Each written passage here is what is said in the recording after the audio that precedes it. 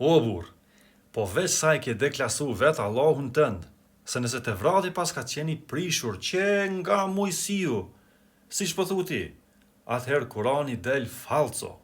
Pse? Se Kurani i urdhëron hebrejt e të krishterët e kohës e Muhamedit me ndjek të vratin edhe ungjillin që i kishin ata, si thot Surja 5:43, atë të lexojmë bashk. E si kërkojnë ata gjykimin tënd kur ata kanë të vratin? Kurani as edhe një herë nuk flet keq kundër të vratit ose ungjillit, por vetëm kundër ata njerëz që nuk gjykonin sipas atyne. Kështu që vetëm dy opsionet kanë mit.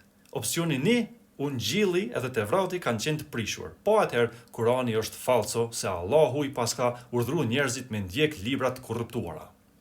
Ose opsioni 2, të vrati edhe ungjilli nuk kanë qenë të prishur. Po atëherë prap Kurani del falso se Jezusi vetë para lajmëroi që mas ti kanë me ardhë profeta të rremë.